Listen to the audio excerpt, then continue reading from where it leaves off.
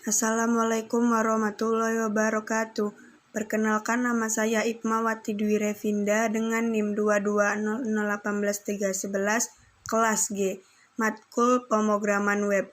Di sini saya akan mempresentasikan tugas-tugas pemrograman web mulai dari tugas 1 sampai dengan tugas 4. Yang pertama yaitu sejarah dan konsep pemrograman web. Untuk tugas 1A yaitu pendaftaran di WA Group. Di sini untuk memastikan apakah benar-benar mahasiswa tersebut masuk dalam WA Group pemrograman web 2023. Untuk tugas yang 1B yaitu pemasangan tools agenda atau Google Calendar di smartphone. Tugas 1C pendaftaran di GitLab atau GitHub. Di sini saya menggunakan GitHub. Kedua, arsitektur pemrograman web berbasis client server. Tugas 2A, konsep client side dan server side.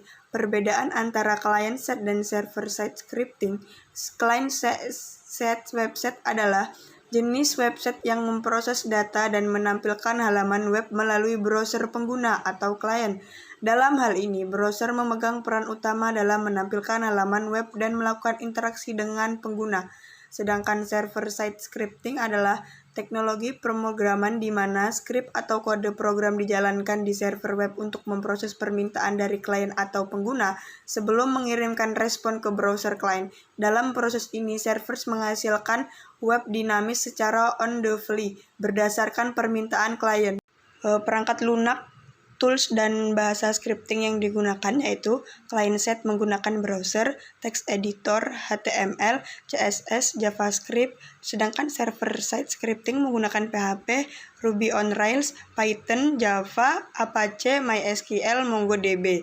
Dan keuntungan client-side website adalah interaksi yang lebih cepat dengan pengguna, dapat diakses dengan mudah oleh perangkat, dapat membuat halaman web interaktif.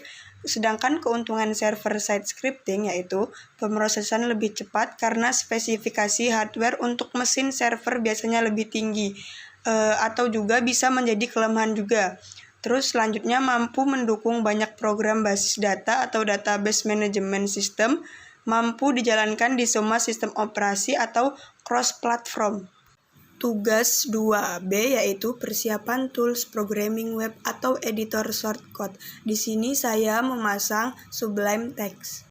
Dan kelebihan Sublime Text yaitu ringan dan cepat, tampilan dan antarmuka yang sederhana, pengaturan tampilan yang fleksibel, fitur pencarian dan penggantian, banyak plugin dan paket yang tersedia di Sublime Text. Dan kekurangan Sublime Text yaitu Sublime Text itu adalah aplikasi yang berbayar, Sublime Text tidak open source dan tidak tersedia di semua platform dan keterbatasan fitur pada versi gratisnya. Tugas 2C persiapan tools programming web atau web server localhost. Pemasangan web server localhost XAMPP seperti yang digambar itu. Kelebihan XAMPP yaitu database storage engine ini banyak digunakan oleh programmer apalagi oleh web developer karena sifatnya yang free. Terus untuk yang expert sudah ada yang berbayar. Keamanan datanya cukup aman walaupun tidak sehebat Postgres apalagi Gresle. Engine ini multi-platform sehingga mampu diaplikasikan di berbagai sistem. Kelebihan paling utama engine ini adalah kecepatannya. Dan kekurangannya XAMPP tidak cocok untuk menangani data dengan jumlah yang besar, baik itu untuk menyimpan data maupun untuk memproses data. Selanjutnya memiliki keterbatasan kemampuan kinerja pada server ketika data yang disimpan telah melebihi batas maksimal kemampuan daya tampung server karena tidak menerapkan konsep teknologi cluster. Tugas 2D, persiapan tools programming web atau tools kolaborasi, invite member, dan kemudian membuat project baru. Dan inilah tampilan ketika kita sudah melakukan rekrutmen. Tugas 2E yaitu pemasangan Git client di laptop atau plugin Git di editor. Di sini saya memasang Git Bash. Git Bash adalah salah satu cara umum digunakan oleh pengguna Windows untuk menggunakan Git dan mengelola repositori Git. Dan saya menggunakan Visual Studio Code. Visual Studio Code adalah editor kode sumber yang kuat, dapat disesuaikan, dan mudah digunakan dan merupakan pilihan populer untuk pengembangan perangkat lunak.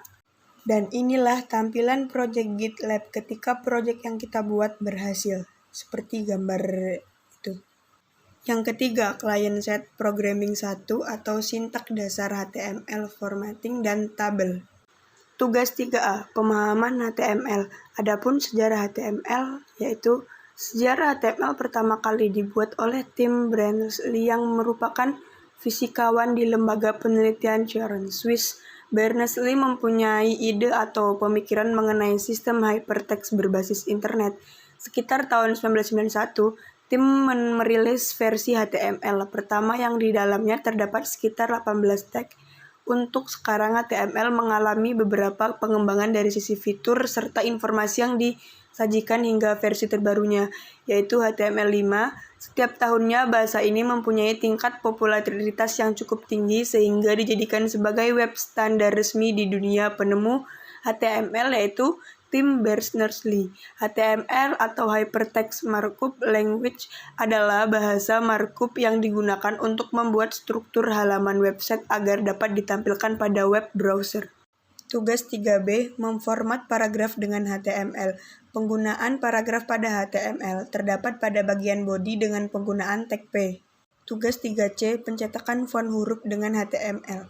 Pada HTML format font, pada paragraf dapat digunakan dengan tag U untuk menggarisbawahi kalimat, tag B untuk mencetak tebal, I untuk kalimat yang ingin dicetak miring, dan teks-teks tersebut dapat dikombinasikan dengan contoh B, U, UB untuk mencetak kalimat tebal dan bergaris bawah.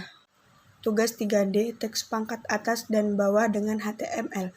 Untuk membuat teks dengan pangkat atas, kita menggunakan teks sub dan menetapkan teks pangkat di dalam teks tersebut. Untuk membuat teks dengan pangkat bawah, kita menggunakan teks sub dan menetapkan teks pangkat di dalam teks tersebut.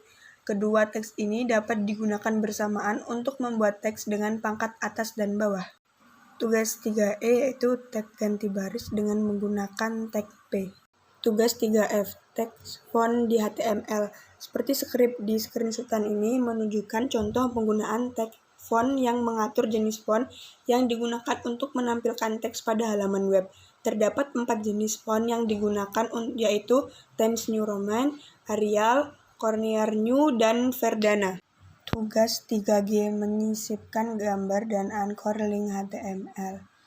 Link adalah tautan yang menghubungkan halaman web yang satu dengan halaman web yang lain, atau bagian-bagian tertentu dari halaman web yang sama. Dalam skrip terdapat beberapa link seperti link ke halaman selanjutnya dengan menambahkan tag anchor pada file HS12HTML dan menautkan menggunakan tag href. Link ke bagian akhir halaman ini dengan menambahkan ID pada tag anchor dan menautkan menggunakan tag href akhir. Tugas 3H, pemformatan tabel di HTML.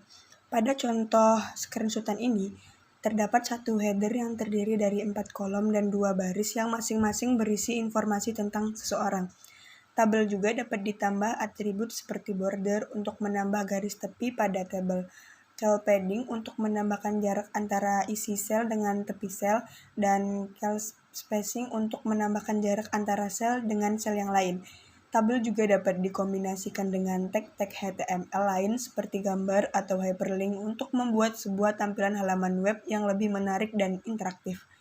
Dengan menggunakan tabel, informasi dalam halaman web dapat diatur dengan lebih rapi dan mudah dibaca. Tabel juga memudahkan pengguna untuk membandingkan informasi yang terdapat dalam baris dan kolom yang sama. 4. Client-side programming 2 atau frame dan form. Tugas 4, form dan div. Seperti gambar ini contohnya, kita menggunakan div. Div tag untuk membuat sebuah div atau kotak yang dapat digunakan sebagai wadah untuk mengelompokkan konten dalam halaman web. Sekian dari saya, kurang lebihnya mohon maaf. Saya akhiri. Wassalamualaikum warahmatullahi wabarakatuh.